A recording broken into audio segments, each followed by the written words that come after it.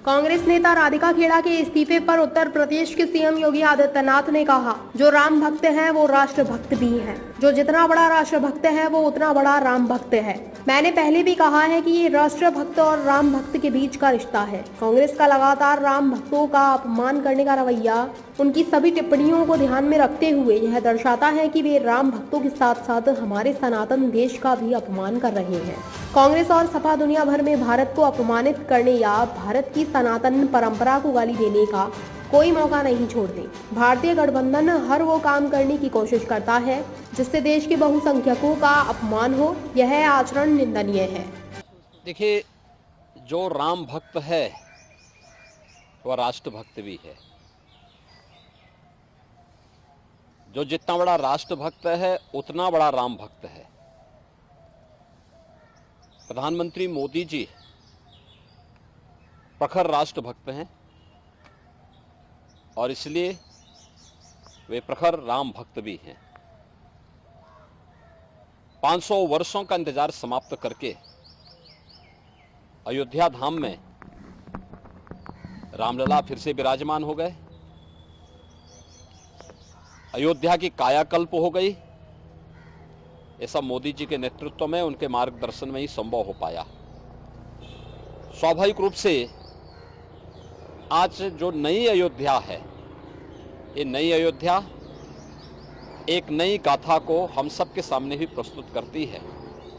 और कल प्रधानमंत्री मोदी जी की अयोध्या में उपस्थिति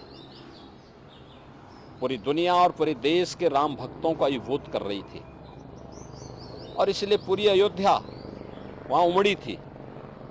लाखों की संख्या में श्रद्धालु जन थे, राम भक्त थे। वे सभी मोदी जी के अभिनंदन के लिए, स्वागत के लिए उत्सुक थे और 1 लाख से ऊपर देश के भी अलग अलग कोनों से आए हुए श्रद्धालु जन, वे भी मोदी जी का घंटों इंतजार करते किए और फिर मोदी जी का उन्होंने स्वागत किया।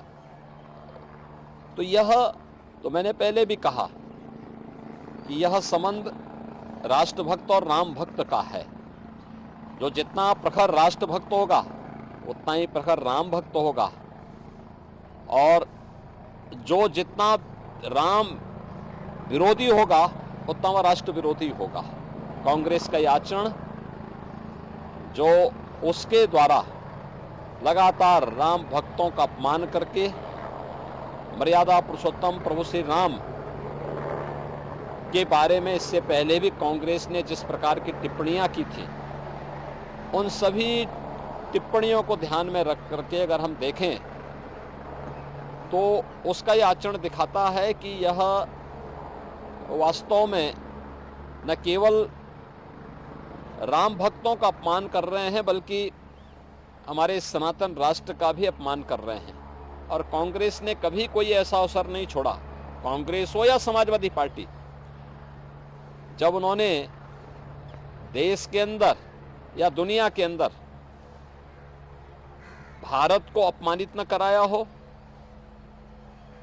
भारत की सनातन परंपरा, आत्मा भारत के सनातन धर्म को गाली न दी हो। एनडीए गठबंधन का ये कैरेक्टर है कि वह भारत की आत्मा सनातन धर्म को गाली देते हैं। वह हर प्रकार के कार्य करने का प्रयास करते हैं जो भारत के बहुसंख्यक समाज जिसमें अपमानित महसूस करे।